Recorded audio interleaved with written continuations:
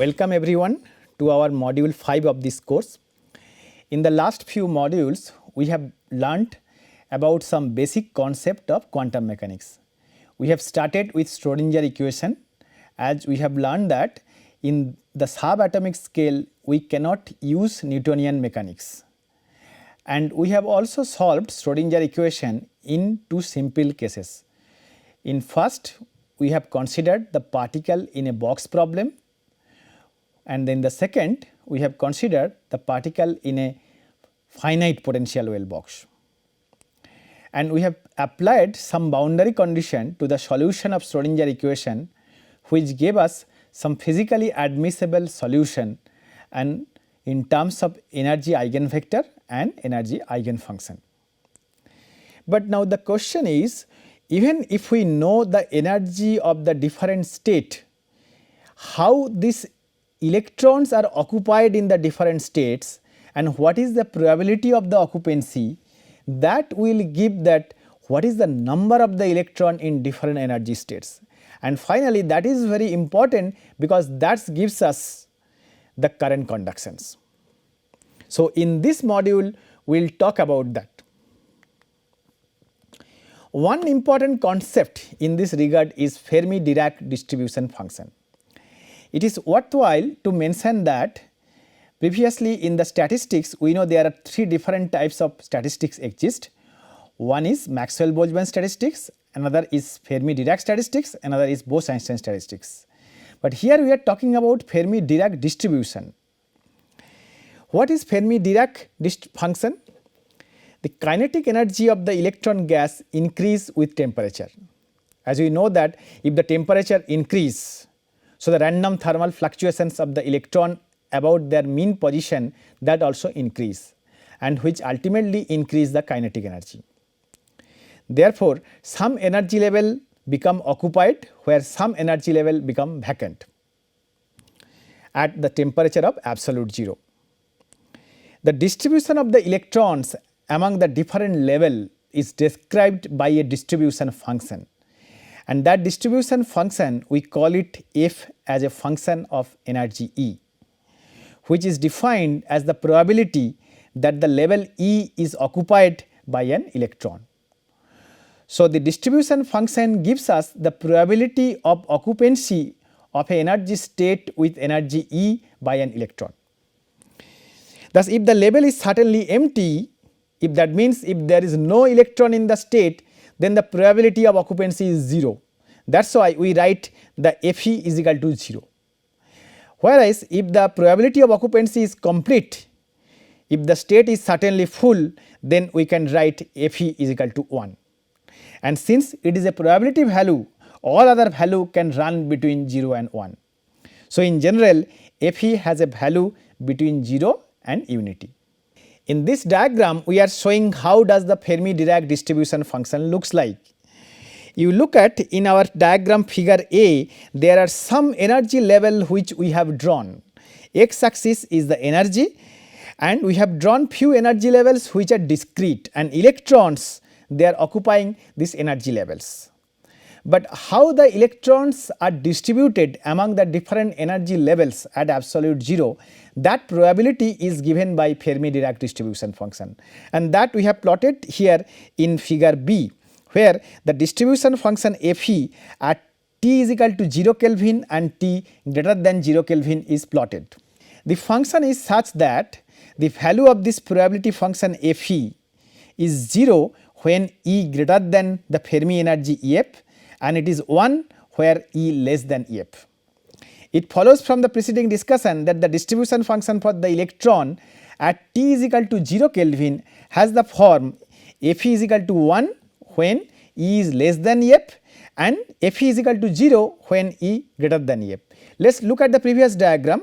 So, this is the energy E is equal to Ef. When the value of E is less than Ef, then your y axis value is 1. So, Fe is equal to 1 when E less than Ef, and when the value of E is greater than Ef, that means in this region the function value is 0, the y axis value is 0. you see here. So, Fe is equal to 0 when E greater than Ef. So, that means this function has an abrupt discontinuity at this particular point F, and all this phenomena is happening at T is equal to 0 Kelvin. So, we can say that T is equal to 0 Kelvin, there is a energy level E is equal to F, below which all the energy states are occupied and above which all the energy states are empty, and this particular energy level is called the Fermi energy. So, that is all level below F are completely filled and all those above F are completely empty, and this function is plotted in figure B, which shows the discontinuity at the Fermi energy. But again it is important to mention that we are considering here the temperature at 0 Kelvin.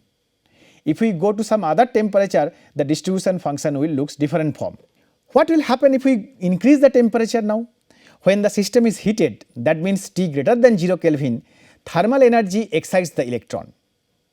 However, all the electrons do not share the energy equally, as would be the case in the classical treatment, because the electrons lying well below the Fermi energy or F cannot absorb energy. If they did so, then they would move to a higher level which could already be occupied, and thus it will obviously violate the so called Pauli exclusion principle.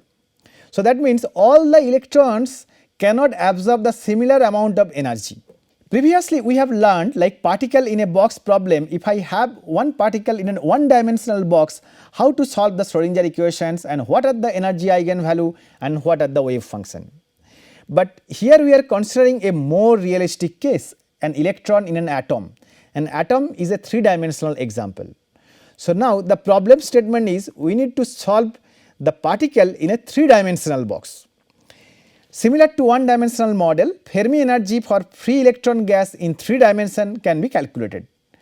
Now, we can write the Schrodinger equations in 3 dimension like this following equation 1 minus h bar square by 2m del square psi is equal to E psi. Here this quantity which is pronounced as del, and it is a Greek letter, it is a 3-dimensional analog of del square del x square plus del square del y square plus del square del z square. Potential inside the 3-dimensional box is considered 0 and infinite at the walls. So, here you take the same example of a particle in a box, but this potential is a 3-dimensional case here. Here the potential is 0, but at the two side potential blows out, but the box is now a 3-dimensional box. So, I can write down, I can expand this operator in the 3 scalar form. So, I can write del square psi del x2 plus del square psi del y2 plus del square psi del z2 plus kappa square psi is equal to 0, where you already know what is the definition of the kappa, that is square root of 2me by h bar square. Then using our favorite method of separation of variable, we can write the wave function psi, which is now depends on 3 spatial coordinates x, y and z. So, we can write it as a product of a function which depends only on x, a product of a function which depends only on y, and a function which depends only on z. And if we substitute this value of psi as a product of a function which depends on x, y and z into our equation 2, what we will get is the following. And if we further divide the equation by this product psi x, psi y and psi z, so we will get this equation 1 over psi x del 2 psi del x2 plus 1 over psi y as a function of y del 2 psi del y2 plus 1 over psi z del 2 psi del z2 plus kappa square psi is equal to 0. You remember, in the 1-dimensional case we have only one equation. We have only one equation 1 over phi del 2 phi del x2 plus kappa square psi is equal to 0. But in 3 dimension we have x coordinate, we have y coordinate and we have z coordinate. That is why the wave function depends upon 3 different coordinates. That is why there are 3 partial derivative, one on x, another on y, another on z, and then the terms which contains the energy. This makes the equation valid for all possible values of x, y and z. And it is possible only if the terms including psi x, psi y and psi z are individually equal to a constant. So, what we can do here, we can write the first part along with this kappa square part is equal to a constant, second part is equal to a constant and third part is equal to a constant. So, we write it mathematically by the following 3 equations. 1 over psi x, the first part, into delta psi del x2 plus kappa square psi is equal to 0. If we take kappa in the right hand side, we will get minus kappa square. So, here we are psi x as a function of x del 2 psi del x2 plus kappa square psi is equal to 0. Now, it is only possible if this terms is individually equal to a constant. So, what we can write 1 over psi x del 2 psi del x2 is equal to minus kappa square. Similarly, I can write the second terms which is dependent on y, I can write the third term which is dependent on z, and the total kappa square value is kx square plus ky square plus kz square, or kappa x square plus kappa y square plus kappa z square. Now, the solutions of this wave equation where Vx is equal to 0, that will we know that it depends on sine and cosine function. So, the wave function solution for the x, it will be psi is a sine kxx plus b cosine kxx, and similarly we will get for the y component, similarly we will get for the z component. Since the wave function equals 0 at the infinite barriers of the well, only the sine function is valid. So, basically if we put that, if we boundary condition that the wave function is 0 at the infinite barriers of the well, that means if we put x is equal to 0, the wave function psi is equal to 0, and if I apply this boundary condition in this particular equation, what will happen? A sine 0 is 0 plus b cosine 0 is 1, and the left hand side is 0.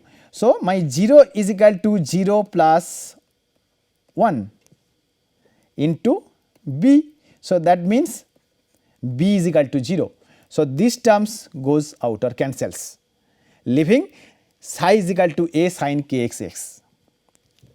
Thus, only the following possible values of the wave number are allowed, where kx is equal to n pi x by l, ky is equal to n pi y by l, and kz is equal to nz pi by l.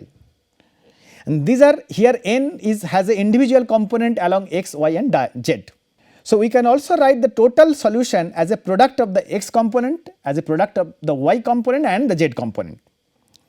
Recalling from the density of states 3D derivation, now if we consider everything is in a k space, so the volume of the single state cube in a k space is V is equal to pi by a into pi by b by pi by c. So, here as we know that if we go from a simple space to a k space or reciprocal space, the each of the dimension like a is replaced by its reciprocal lattice vector 1 by a. So, similarly for b we have 1 over b, and for c we have 1 over c. So, if I multiply this thing pi over a, pi over b into pi over c, I will get the volume of this sphere in the k space, and that is equal to pi cube divided by a into b into c, or pi cube by v, where v is equal to a into b into c. K space volume of the sphere in k space, so that we can write v sphere is 4 pi by 3 k cube, where k is here root over 2 me by h bar square. Then number of field states in a sphere n is equal to the volume of the total sphere divided by the volume of a single state into 2, that comes due to the spin degeneracy, into 3 times half, and that half comes because of the correction for the redundancy of the 2 possible identical state. So, the n, the total number of field state in this sphere, is the volume of the sphere, which is 4 pi by 3 k cube, that is we have written in the numerator, divided by volume of a single state, that is pi cube by v, pi cube by a into b into c, into 2, where the factor of 2 comes from the electron spins. We know that electron has 2 different kind of spin state, spin up and spin down. So, in every case we have to multiply with 2 possible combination, that is why we multiplied by this factor 2. And every time there is a possibility that we are considering the states, the same states 2 times, along the x dimension, along the y dimension, as well as the z dimension. To get rid of that, we multiply the whole things by 3 times half. So, the correction factor for the redundancy in the 2 possible identical state has been removed by multiplying half in the each dimension. If we plot this thing, you can look like this. Your x axis is like kx, this is your ky, and this is your kz, and these are the like a normal cube, and these are the small cube which is occupied here. So, the value of n by this treatment will comes out n is equal to k cube L cube by 3 pi square. Now, L cube you can write it as a V. So, you can write k cube V by 3 pi square, where kf is the radius of Fermi sphere and known as the Fermi wave vector kV, and components as kx, ky and kz. Let us look at this sphere. The surface of this sphere is called the Fermi surface, and the energy on the surface of the sphere is called the Fermi energy F. And I have drawn kf, kx in this way, ky in this way and kz on the vertical directions. And the kf vector which has a radius of this sphere, that is the Fermi wave vector, and the energy on the surface of this sphere, that is called the Fermi surface. So, kf is the radius of the Fermi sphere. As you can see from this diagram, you can draw it here, you can draw it here, that is also kf, that is also kf, that is also kf. This is the wave, the radius of the sphere, and you call it as a Fermi wave vector kf. And since we have now 3 different directions, so it will have 3 different components kx, ky and kz. So, the number of electrons, the n will be k cube into L cube divided by 3 pi square, or kf cube into V by 3 pi square on further modification. Or we can write kf is equal to 3 pi square n by V to the power whole 2 by 3. It follows from the previous equations. If you write n is equal to kf cube V divided by 3 pi square, so I can write here that 3 pi square n by V is equal to kf cube, right. 3 pi square n by V is equal to kf cube. So, 3 pi square n by Vf square is equal to kf cube. So, kf will be 3 pi square n by V to the power 2 by 3. You can consider that it is a Fermi velocity, or you can consider the volume as V. So, kf is equal to 3 pi square n by V 2/3. Kf is a Fermi wave vector, and it has also a form. You can write F is equal to h bar square k square by 2m, that comes from the momentum formula. So, we can write F is equal to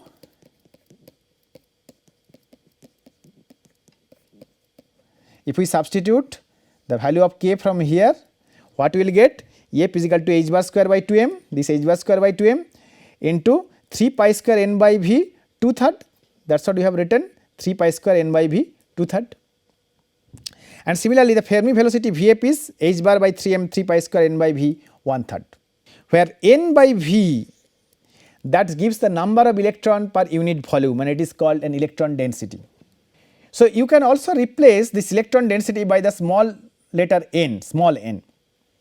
So, we have found out like how to distribute the electrons in the different states, but it does not mean that all the electron states are available. In this context, a very important idea is the density of states.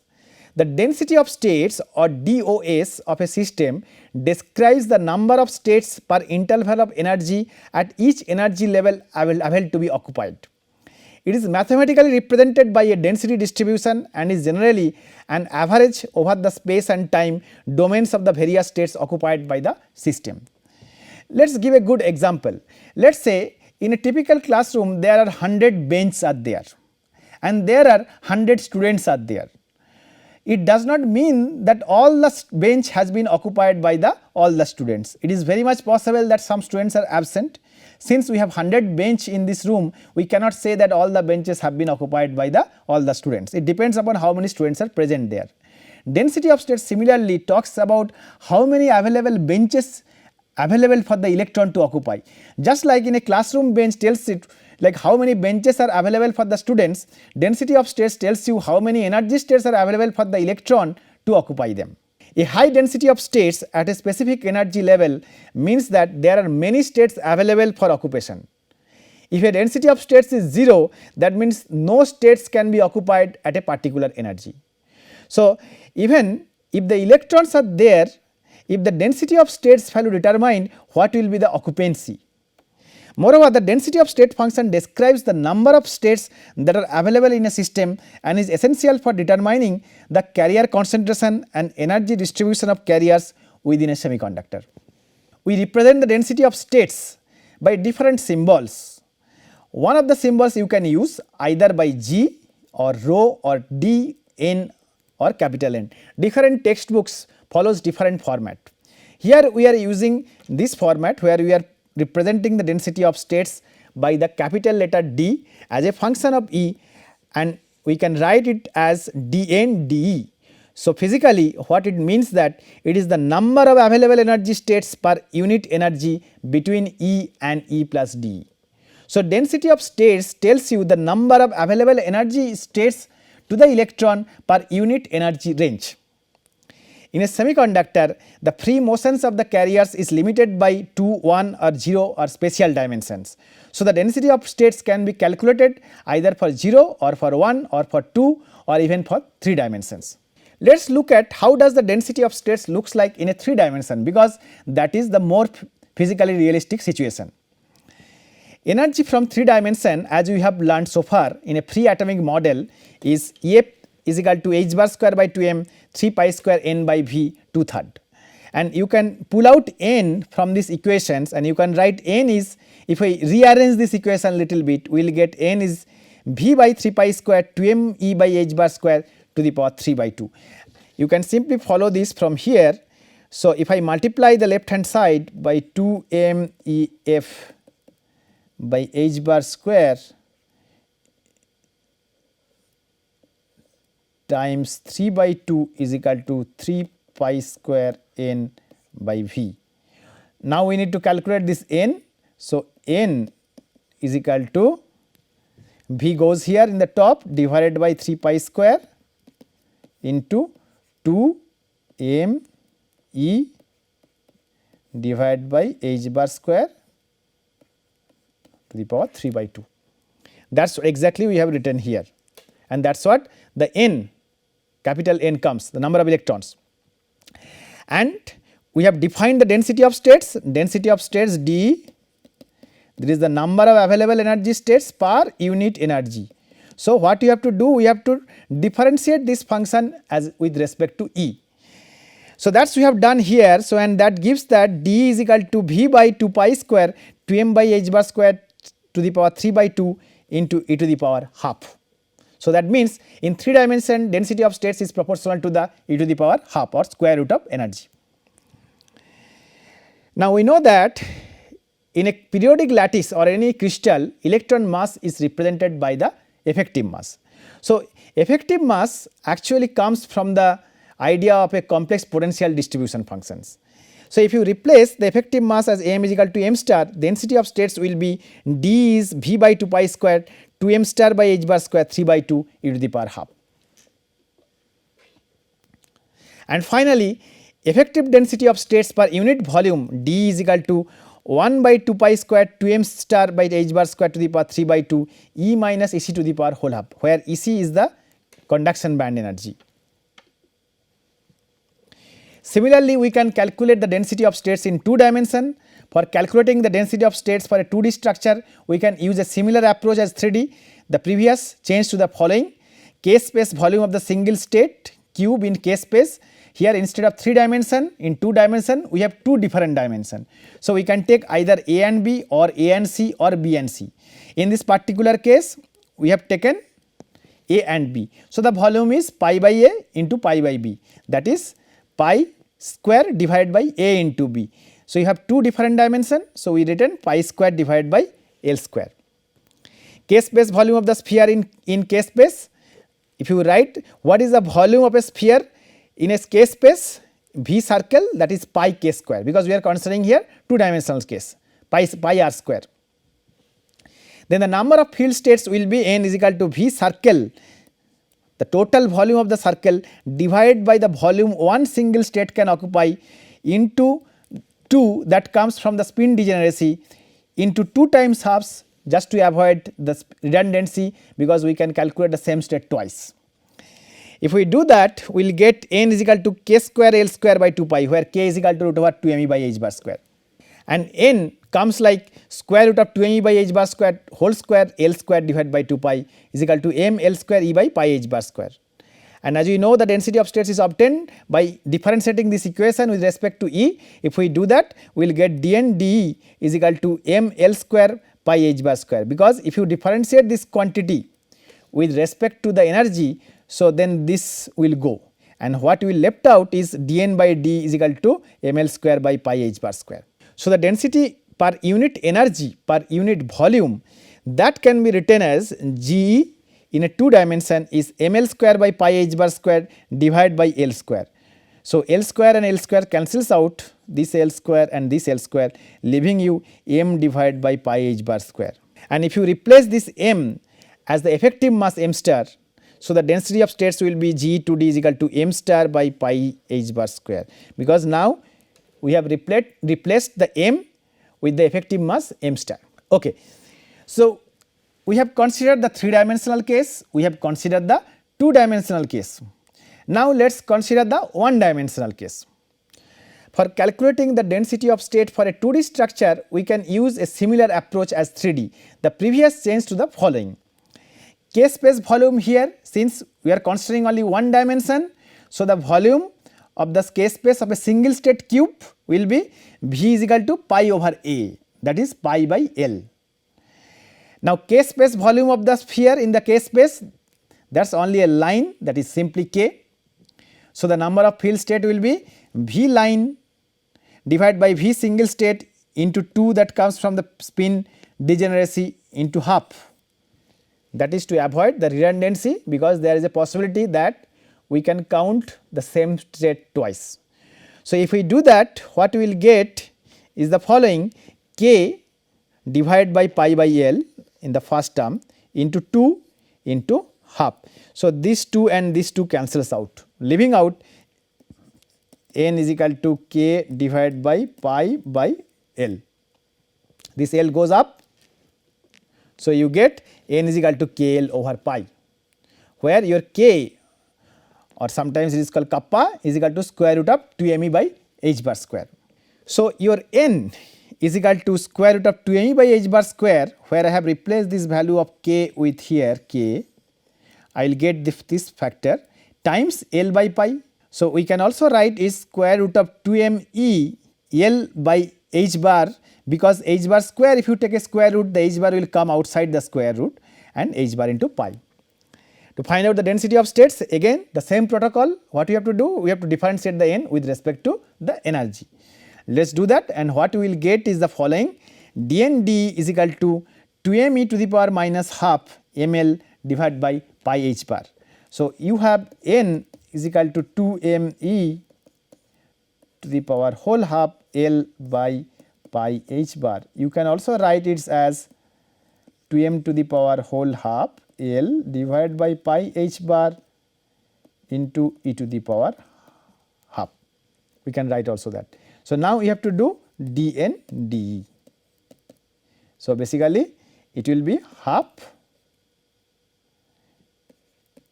minus 1, that is minus half, right, and you have the same constant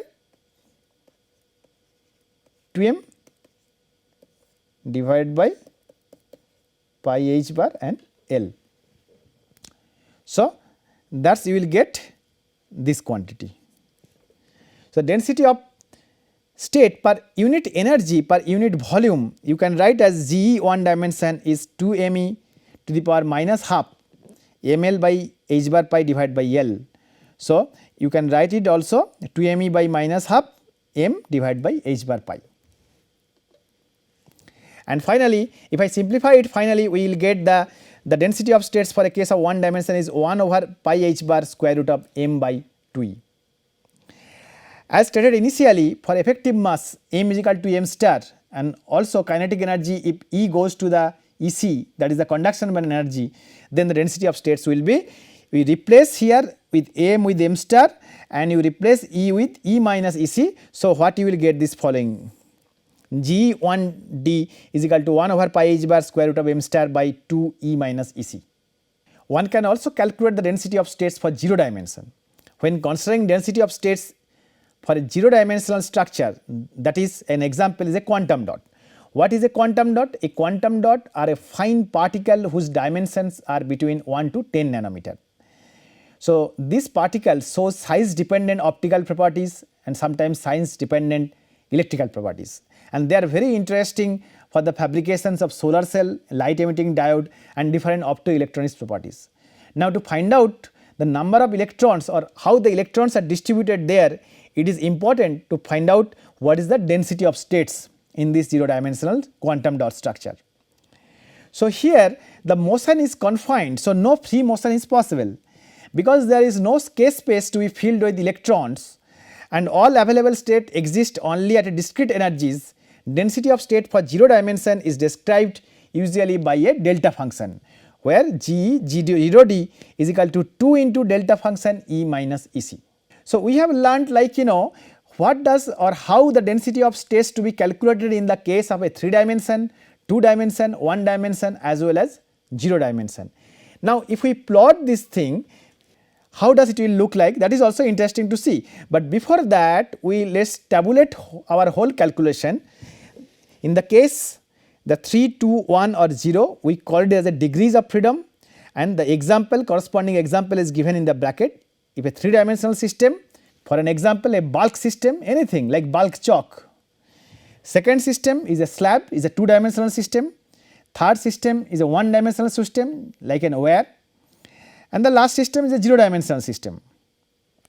In the case of a 3 dimensional system, energy h bar square by 2 m star, kx square plus ky square plus kz square. We have all 3 different components, kx, ky and kz. In the case of a 2 dimensional, we have 2 components, kx and ky.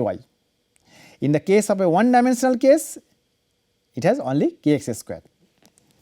Now, the density of states in the case of the 3 dimensional rho density of states 3D, that is 1 over 2 pi square 2 m star by h bar square to the power 3 by 2 square root of E minus EC. So, it depends on square root of E minus EC. In a case of a 2 dimensional case, it is m star by pi h bar square sigma E minus EC. In the case of a 1 dimension case, it is m star by pi h bar square root of m star by 2 into E minus EC. Whereas, in the case of a 0 dimensional case, it is a delta function 2 delta E minus EC. In the extreme right hand column, we are showing the effective density of states. In this diagram, we are plotting the density of states for the different degrees of freedom and how does it look like. In the case of a 3 dimension, an example is a cube here. You see, you have 3 dimension A, B and C. So, the density of states looks like this. In the case of a 2 dimension, it looks like this. In a case of a 1 dimension, it exponentially decays e to the power minus half. In the case of a 0 dimension, it is a delta function. It is very important to remember this diagram, because this will help us further to calculate the number of electrons in the corresponding states. Once we know the density of states and if we know the Fermi-Dirac distribution function, the total number of electron in that states will be simply the product of the density of states and the Fermi-Dirac distribution function. So, depending on the structure, whether it is a bulk state or whether it is a 3 dimensional state, whether it is a 2 dimensional state, if we know the density of function, if we simply multiply the density of state with the Fermi distribution function and if we integrate it over the specified energy level, we will get the number of electrons. Once we can find out the number of electrons, it is also easy to find out the another type of charge carrier like number of holes. And that we will do in our next module. In our next class, we will start with basic semiconductor physics and we will show how to calculate the number of electrons and number of holes in these systems, which will follow up with our device physics. Thank you.